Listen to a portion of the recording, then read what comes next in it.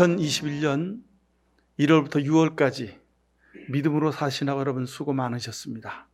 하나님의 손길에 늘 감사하며 기쁨으로 믿음 지켜 사신 것 여러분 하나님이 기뻐하시고 또 하나님이 예비한 것으로 이 시간 채워주실 줄로 믿습니다. 예배하는 여러분 모두에게 하나님의 크신 복이 임하시길 축원드립니다. 자, 어거스틴이 이런 기도를 드렸습니다. 오 사랑의 주님이시여, 무엇이나 주님을 기쁘게 하고 주님이 받으실 만하고 주님이 원하시면 바라도록 우리에게 은혜를 베풀어 주옵소서. 주님의 뜻이 우리의 뜻이 되게 하시고 우리의 뜻은 오직 당신의 뜻만 따르게 하시고 그것에 일치토록 하옵소서. 우리로 하여금 항상 주님의 뜻만을 원하게 하시고 주님이 우리 뜻에 일치토록 원하지는 말게 하옵소서. 주님의 뜻 이외에는 결코 원하지 말게 하시고 주님의 뜻 이외에 원하는 것이 있거든 아예 아무것도 원하지 말게 하소서. 주님이시여, 이 세상에 속한 모든 것에서 우리를 죽게 하시고 주님을 위해서는 멸시를 받는 것이나 아무 이름도 없는 것이 되기를 사랑하게 하옵소서.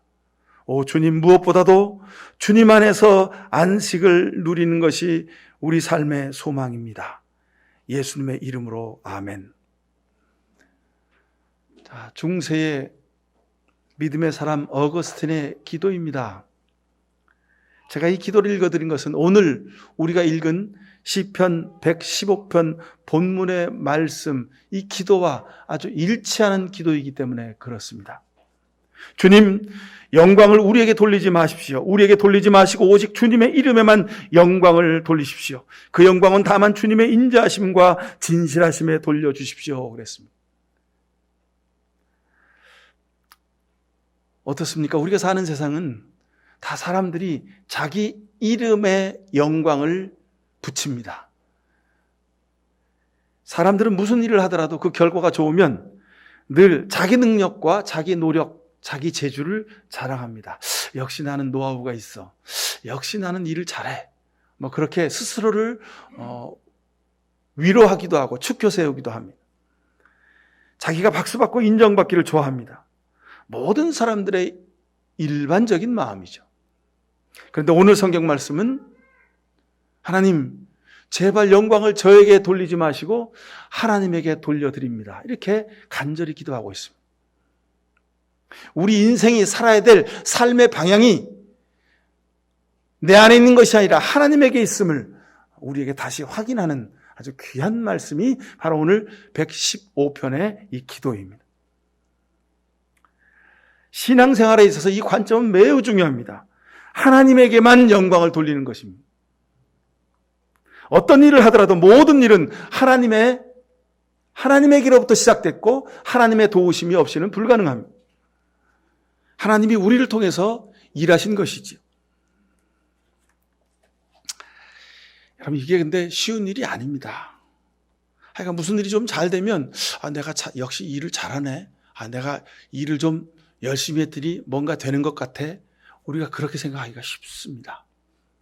근데 여러분, 잘 될 때, 일이 잘 나갈 때, 일이 성공적으로 되어질 때 여러분 조심하셔야 돼요. 그럴 때일수록 무릎 꿇고 하나님 감사합니다. 제가 미련하고 부족하고 아무한 것이 없음에도 불구하고 하나님이 저를 이렇게 붙드셔서 이렇게 좋은 열매를 거두었습니다. 하나님 고맙습니다. 그럼 겸손하게 무릎 꿇어 기도하실 수 있어요. 오늘 우리가 읽은 시편 115편 1절은 처음에 반드시 하나님께 영광을 드려라 이렇게 기록하고 있습니다. 강조하는 겁니다.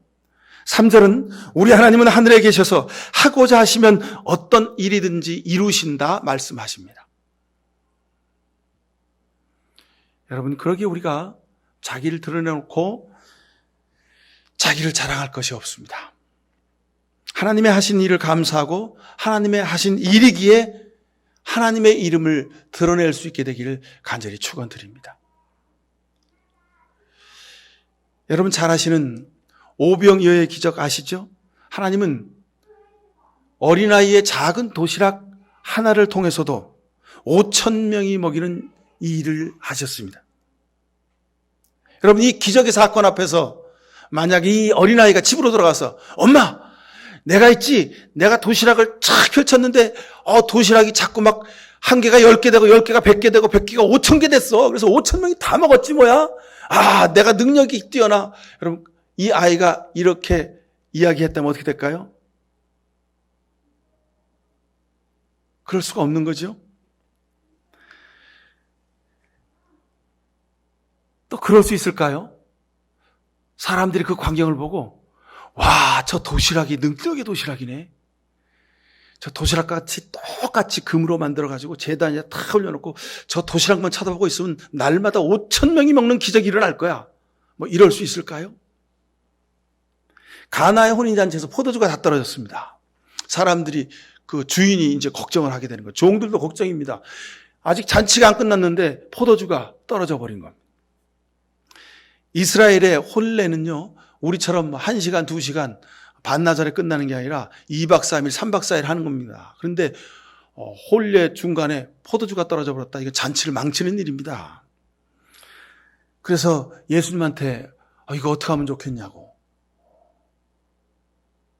그랬더니 예수님이 그래요? 그러면 그 비어있는 항아리, 그 돌 항아리에다가 종들을 시켜서 물을 가득 채우라고 하십시오. 돌 항아리에다가 물을 가득 채웠습니다. 그리고 예수님이 다 채웠다고요? 그럼 떠다가 사람들 연회장에 갖다 주세요. 주인도 종들도 그 얘기를 듣고 의심했습니다. 그런데 그냥 떠다 갖다 주려니 글쎄 이게 항아리 밑바닥에 남아있던 그 포도주가 물이랑 섞여서 포도주 향이나 날래나 아마 그리고 퍼쓸 겁니다. 근데 웬일입니까? 그걸 퍼다가 포도주병에다 담고 사람들에게 따라주었더니 사람들이 그 포도주를 마시고 그 물을 마시고 사람들이 이 집은 어떻게 잔치가 이제 끝나가는 후반전에 이렇게 맛있는 포도주가 나와. 대단한 집이네. 주인이 준비를 잘했구만 잔치를. 그랬다는 겁니다. 자, 근데 그 사건 뒤에 그 포도주를 떠다 준 종이 내가 있지. 그 항아리에다 물을 붓고 그걸 떠다 줬더니 물이 포도주로 변했어. 너희들 앞으로 이제 내 뒤에 줄 서. 그 종이 무슨 그런 얘기를 할까요?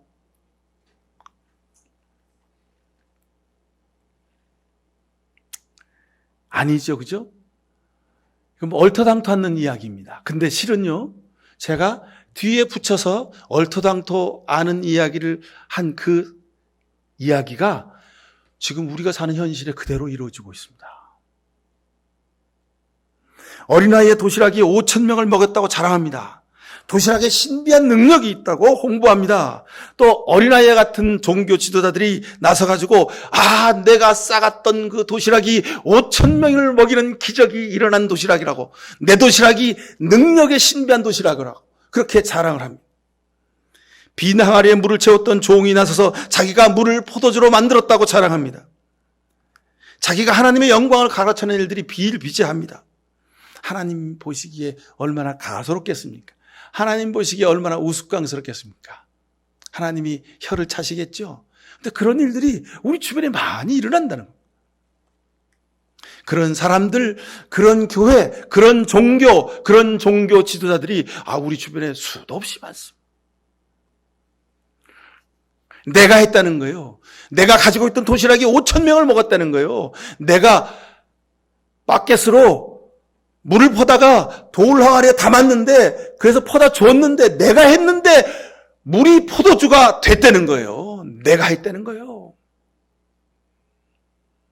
그래서 생겨난 종교가 도시락 나눔교, 빈 도시락교, 빈 항아리교, 이런 것들이 많이 있습니다. 여러분, 이름만 바꾸면 여러분 많이 있습니다. 여러분, 혹시 우리가 기독교, 우리 목양교회, 개신교회, 나는 크리스찬, 그래서 여러분 우리는 여기 속하지 않은 줄 아십니까? 우리도 여기에 속할 가능성이 많습니다. 이름은 기독교고 이름은 교회인데 도시락 나눔교, 빈 항아리교, 포도주교, 이런 교들이 수두룩하게 많다는 겁니다. 이곳에 와서 빈 항아리가 가득 차도록 정성을 채우면 물이 포도주가 되느니라. 이렇게 주장하고 설교하는 사람들이 많이 있습니다.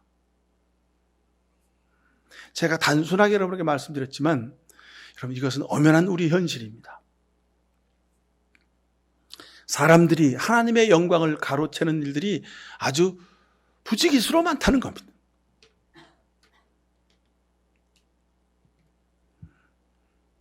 그런 거죠.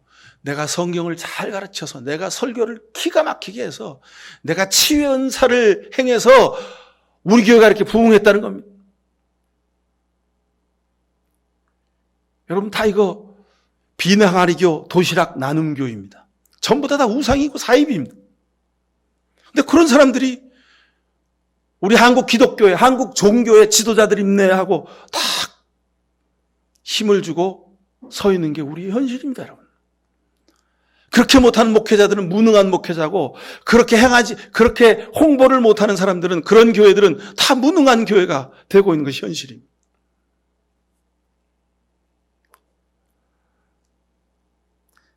그런데 시편 115편을 읽으며 하나님이 제게도, 우리 교회에도 위로를 주셨습니다. 하나님이 원하시는 것은 이거구나. 하나님께 영광을 드리는 것이구나.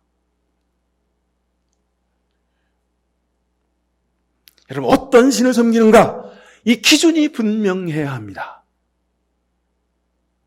우리가 기독교고, 우리가 교회고, 내가 크리스찬이어서 내가 하나님을 섬기는 것이 아니란 말씀입니다. 아무리 기독교고 교회고 내가 크리스찬이어도 내가 스스로 영광을 취하면 우리는 우상을 섬기는 존재로 떨어지고 만다는 말씀입니다. 4절에 보십시오.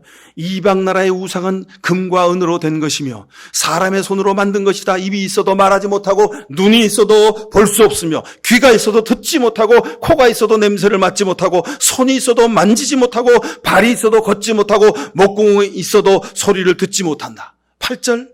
우상을 만드는 사람이나 우상을 의지하는 사람은 모두 우상과 같이 되고 만다 그랬습니다. 여러분, 교회가 우상이 되어서 사람들이 교회를 보고 손가락질하고 교회의 십자가를 발로 밟습니다. 우상이 되어서 그렇습니다. 지난주 중에 우리가 이 부분을 성경 말씀을 읽는데 우리 교우 중에 어떤 분이 한 분이 이 8절 말씀을 기록해 놓으셨더군요. 하나님이 우리를 향한 아주 준엄한 경고의 말씀입니다. 우상을 만드는 사람이나 우상을 의지하는 사람은 모두 우상처럼 된다는 것입니다. 한때는 휘황찬란하고 빛나고 금으로 입혔으니 사람들이 귀하게 여기고 사람들이 날마다 닦고 거기 와서 절하고 그럴지 모르지만 결국은 입이 있어도 말이 못하니, 귀가 있어도 듣지 못하니, 발이 있어도 걷지 못하니 결국은 우상과 같이 된다. 우상은 어떻게 됩니까? 하나님이 다 부수시고 다 녹이셔서 재로 만들어 버리게 되는 줄로 믿습니다. 지금은 휘황찬란하고 멋있어 보이고 빛나고 소중한 것처럼 보이지만 마지막에 가면 하나님의 불로 다 태우시겠다는 겁니다. 쭉정이가 되게 하시겠다는 겁니다. 배고픈 아이가 밥을 찾고 목마른 사람이 물을 찾는 것은 자연의 이치입니다. 우리 인간에게도 하나님을 찾는 본성이 있습니다. 왜요? 하나님이 우리를 만드셨기 때문에 그렇습니다. 영원을 사모하는 마음이 우리 속에 있습니다. 궁극적인 것에 가지는 관심이 있습니다. 아무리 먹고 입고 마시는 것이 좋다고 한들 사람들은 그것에 자신의 마음을 두지 않습니다. 결국은 죽음 위에 내 삶이 어떻게 될까? 우리가 사는 이 우주의 궁극이 어디에 있는 것일까? 거기에 대한 관심이 우리에게 있다는 것입니다. 전도서 3장 11절에 보면 사람들에게는 영혼을 사모하는 마음을 주셨다 그랬습니다. 영혼을 사모하는 마음. 영혼이 뭡니까, 여러분? 하나님의 형상인 사랑입니다. 사랑을 추구하는 마음을 주셨습니다. 나 혼자 배불리 먹고 나 혼자 잘 사는 마음이 아니라 함께 잘 먹고 잘 사는 그런 삶, 그런 가정, 그런 사회, 그런 공동체를 이루기 위한 꿈을, 그런 것을 사모하는 마음을 우리에게 주셨다는 겁니다.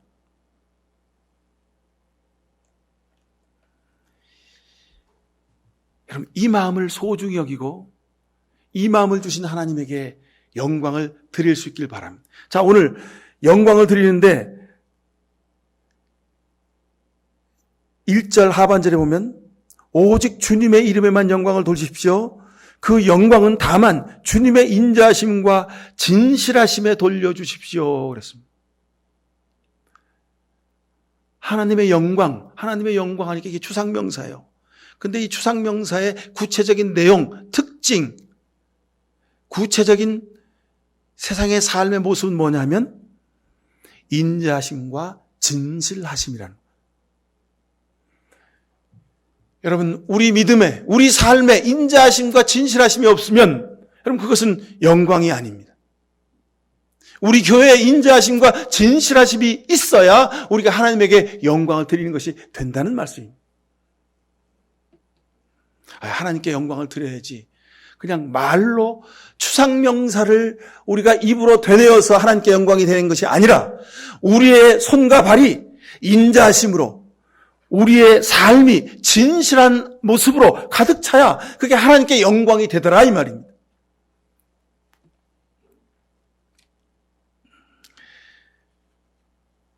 근데 사람들은 세상에 살면서 이 인자하심과 진실하심을 잊어버리고 살 때가 많이 있어요. 왜요? 자기에게 이로운 것, 자기에게 유리한 것, 자기의 욕심을 위해서는 인자하심과 진실하심을 헌신짝처럼 버리더라는 것. 자, 여러분, 우리가 요즘에 그 코로나19 때문에 백신이 아주 초미의 관심사죠. 근데 어떻습니까? 강대국들은 자기들 국가의 국민의 수보다 2배, 3배, 4배가 되는 백신을 탁 쟁여놓고 그리고 있지 않습니까? 그죠? 근데 다른 나라는 어떻습니까? 백신을 못 맞고 있는 나라도 수두룩합니다, 세계에. 이게 무슨 얘기입니까? 하나님께 영광을 드리지 않는 겁니다. 인자하심과 진실함이 없는 겁니다. 이게 인간의 욕망입니다. 무슨 코백스 퍼실리티 그래가지고 세계 모든 나라들이 이 백신의 정의를 실현하자 그래가지고 함께 모아서 그래가지고 힘든 나라들, 어려운 나라들 이렇게 잘 배분해가지고 골고루 다 백신을 맞고 그리고 코로나를 온 세계 사람들이 극복하도록 하자. 아주 좋은 뜻을 가지고 시작했습니다. 근데 자국의 이기주의 앞에는 그런 정의가 통하지 않게 된 거죠. 하나님께 영광을 드리는 것은 바로 이렇듯이 인자하심과 진실하심이 있어야 합니다. 우리 개인의 삶도 그렇고 우리 가정도 그렇고 우리 교회도 그렇고 나라도 마찬가지. 근데 사람들은 자기의 욕심 앞에 이것을 모른 채 하고 져버립니다. 바로 이것이 우상입니다. 우상. 자기가 조종하는, 자기가 컨트롤할 수 있는 인자와 진실함이 필요한 겁니다. 하나님도 그래서 자기가 좌지우지할 수 있는 그런 하나님, 자기 입맛에 맞는 하나님, 자기 생각에 이끌려지는 하나님, 그런 하나님을 믿는 겁니다.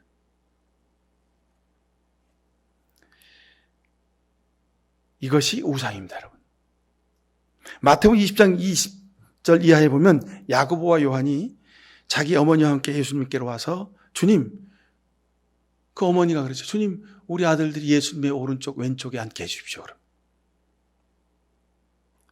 자, 마태복음 20장 정도 되면 어떻게 됩니까?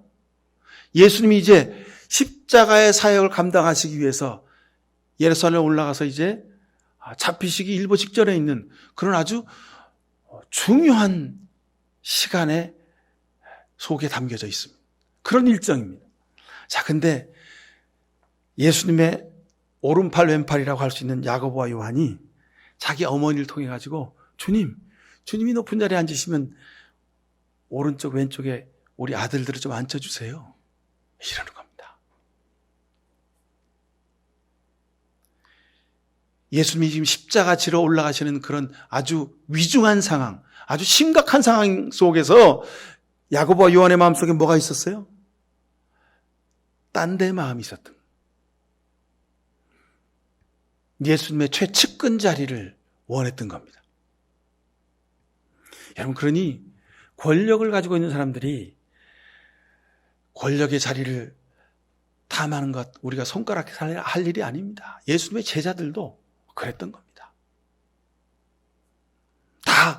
다 자기 나름대로의 욕심을 챙기는 거죠.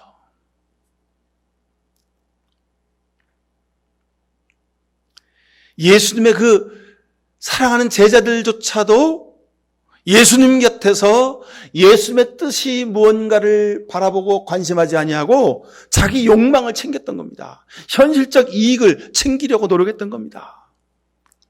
마태복음 16장 22절 이하에도 보면요, 예수님이 이제 내가 앞으로 예루살렘에 올라가서 고난받고 잡혀서 고난받고 그리고 십자가 달려 죽을 것이다, 그렇게 얘기했더니 그 얘기를 들었던 베드로가 주님 그러십니까? 그러면 저희도 주님 뒤를 쫓겠습니다. 뭐 이래야 되는 거 아닙니까? 그죠?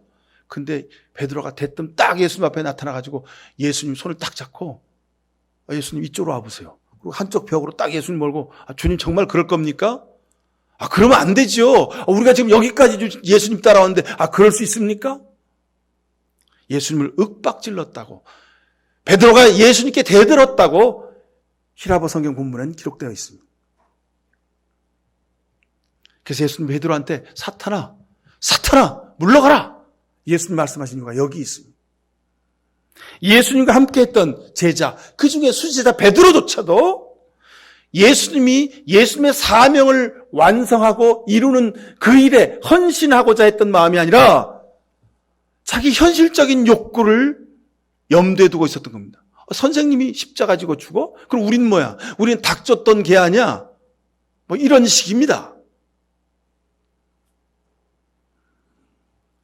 야고보, 요한, 베드로 이들조차도 예수님 곁에서 3년 동안 동고동락했지만 저들 속에 예수님을 섬기며 살았던 것이 아니라 우상을 섬겼던 것을 우리가 분명하게 볼 수 있습니다. 출애굽기 20장 3절에 너는 나 외에 다른 신들을 내게 두지 말지니라 그랬습니다. 이것이 우상 숭배라고 말씀하십니다.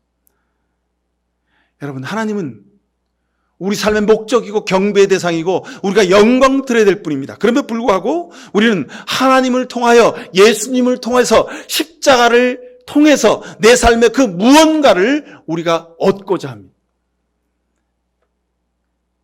우리가 사람이기에 그럴 수 있습니다.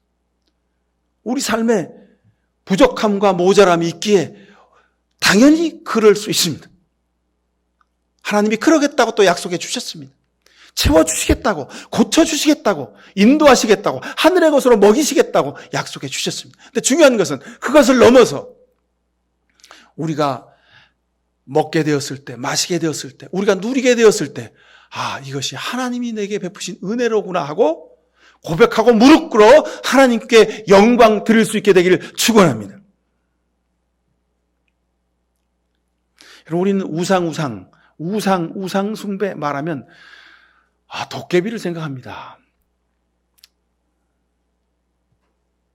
근데 실은요, 이 우상은요, 사람들이 왜 우상을 숭배할까요? 왜 하나님이 아니라 우상을 숭배할까요? 우상은요, 아주 매력적으로 세련되게 우상이 아닌 하나님과 아주 99% 닮은 모습으로 우리 곁에 와 있기 때문에 이게 하나님이시구나 하고 거기에 절하게 되어 있습니다. 원시인들은 원시인처럼 우상을 만들지요. 도깨비 모양으로, 도깨비 방망이 모양으로 그렇게 만듭니다. 근데 오늘을 사는 우리는요, 하나님과 99% 닮게 우상을 만들고 살아가는 겁니다. 성경도 읽고요, 기도도 열심히 합니다.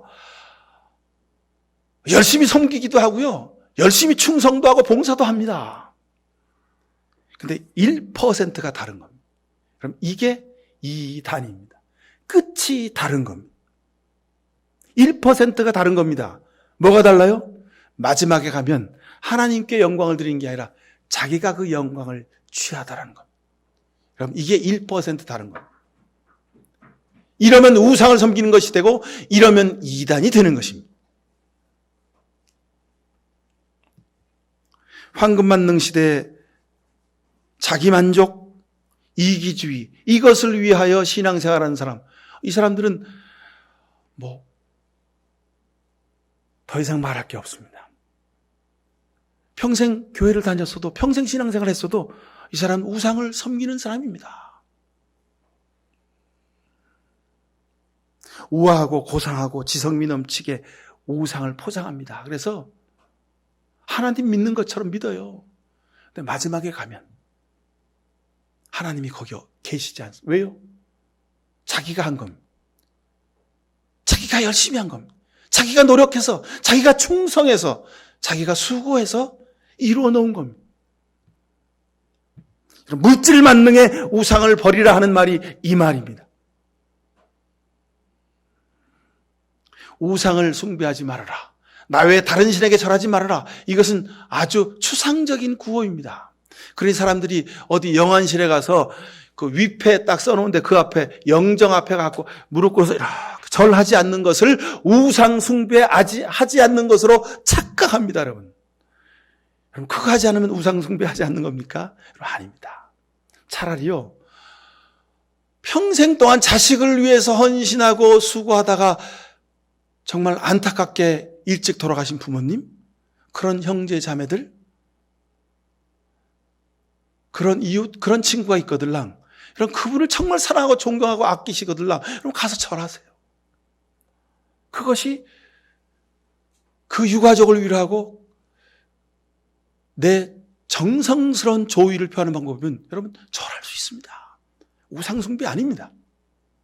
근데 우리 기독교인들은, 우리 개신교인들은 그 위패 앞에, 영정 앞에 가서 탁 손 모아서 이렇게 절 안 하는 것으로 우상숭배 안 한다고 그걸로 딱 끝내버렸어요. 그리고 삶에서는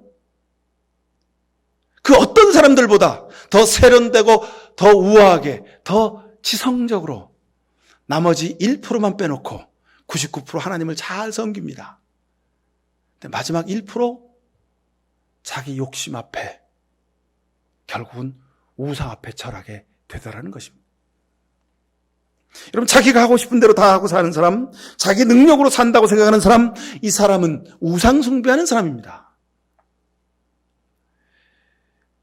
여러분 예수님도 자신이 하고 싶은 대로 다 못하고 사셨습니다. 근데 우리가 어찌 다 하고 싶은 대로 살 수 있습니까? 참 놀랍게도 믿음이 너무 좋아서 하나님께 기도하면 할 수 있는 대로 다 할 수 있다는 거예요. 거기다가 할 수 있거든이 무슨 말이냐, 믿는 자에게 능치 못함이 없느니라, 이걸 딱 붙여서 신앙으로 믿음으로 살면 전부 다 할 수 있다는 거예요. 여러분 예수님도 못하시는 것이 계셨습니다. 사도 바울도 평생 동안 자기 육신의 질병 때문에 고통당하며 살았습니다. 그러나 하나님이 내 은혜가 내게 족하다 하신 말씀 앞에 하나님 아멘입니다 하고 평생 그 자기 질병을 지고 살았습니다.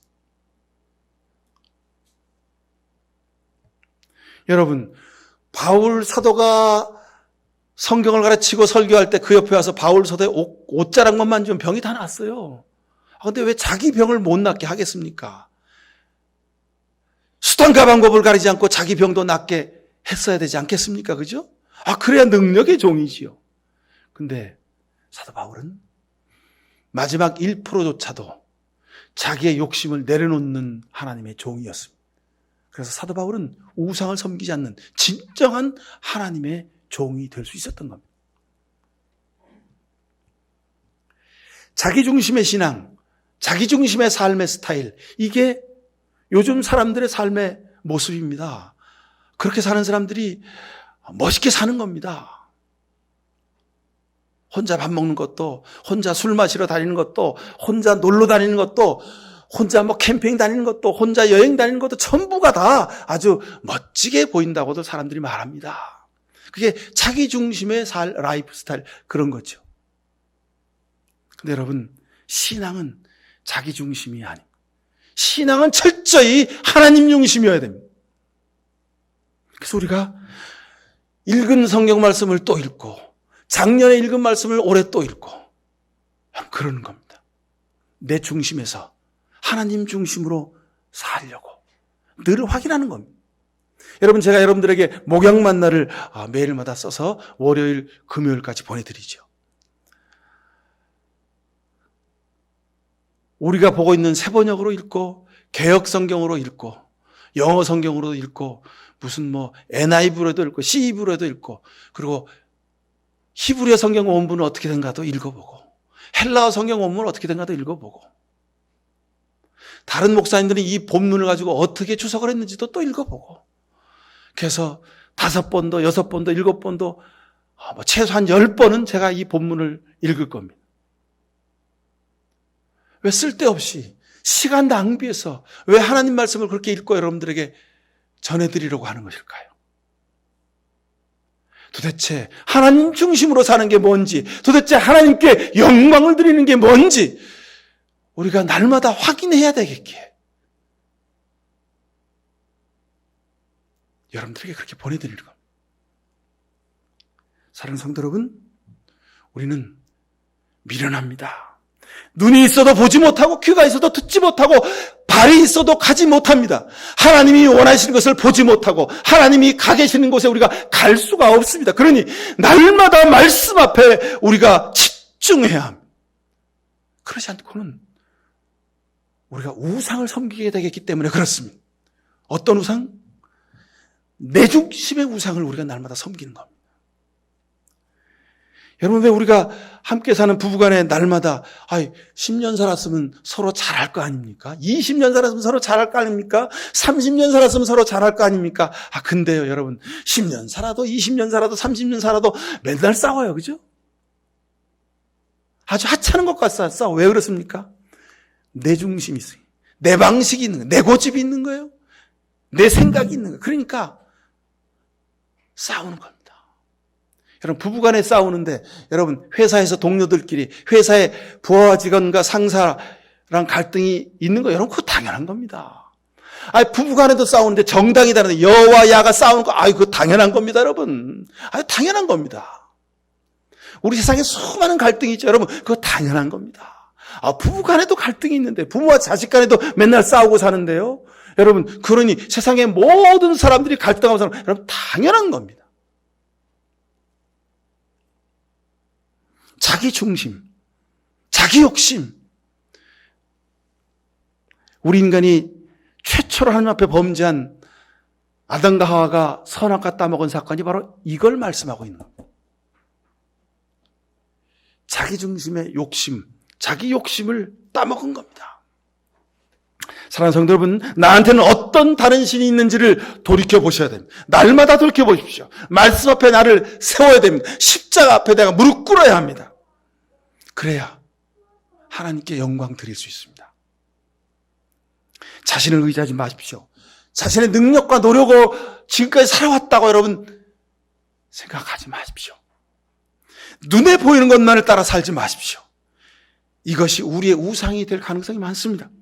세상을 믿지 마십시오. 세상은 믿음의 대상이 아니라 세상은 섬기고 나누는 대상입니다. 사람을 믿지 마십시오. 사람을 믿으면 안 됩니다. 하나님을 믿으십시오. 사람은 섬기고 나눠야 하는 것입니다. 믿음은 우상이 되는 겁니다. 오늘 9절 말씀에 이스라엘아 주님을 의지하여라. 주님은 도움이 되어주시고 방패가 되어주신다 그랬습니다. 11절에 주님을 경외하는 사람들아 주님을 의지하라. 주님은 도움이 되어주시고 방패가 되어주신다 그랬습니다. 9절, 10절, 11절에 맨 마지막에 방패가 되어주신다, 방패가 되어주신다, 방패가 되어주신다 이렇게 강조하시는 이유가 여기 있습니다. 하나님이 진정 여러분 삶의 중심이 되시고 방패가 되시길 바랍니다. 하나님이 여러분 삶에 영광을 드리는 가장 존귀한 존재가 될 수 있기를 간절히 축원을 드립니다. 기도하십시다. 사랑의 아버지 하나님, 불쌍히 여겨 주옵소서. 믿음으로 살면서도 하나님 말고 다른 우상을 섬기며 살 때가 많았습니다. 내 생각과 내 편안함과 내 유익함을 위하여 믿음의 길을 걸어올 때도 많았습니다. 주님, 우리를 용서하옵소서. 이 시대가 세상의 모든 사람들이 자기 중심으로 살지라도 우리는 십자가 중심으로 오직 하나님을 향하여 인자심과 진실함의 삶을 살기 원합니다. 주님, 이렇게 살도록 성령 충만하게 하시고 하나님과의 약속을 지키는 우리 삶이 되도록 주님 축복하여 주옵소서. 예수 그리스도 이름으로 기도하옵나이다. 아멘. 세상을 바라보지 아니하고 눈에 보이는 것을 의지 아니하고 사람을 의지하지 아니하고 오직 천지만물을 지으신 영혼의 주제이신 아버지 하나님만을 의지하며 하나님께 영광을 드리며 인자함과 진실함으로 믿음의 삶을 살기로 결단하는 이 시간 머리 숙인 모든 주의 백성들 머리 위에 하나님 아버지의 특별하신 사랑과 예수 그리스도의 십자가의 놀라우신 보혈의 은혜와 지금도 세상 가운데 살면서 눈앞에 보이는 온갖 우상들을 다 버리고 오직 하나님께 영광을 드리기로 감동 감아주시는 성령의 복내리심이 살아가는 저들의 가정과 땀 흘려 일하는 일터와 그리고 우리 목양교회와 이 나라의 민족 역사 위에 지금부터 영원히 함께해 주시옵기만을 간절히 축원하옵나이다. 아멘.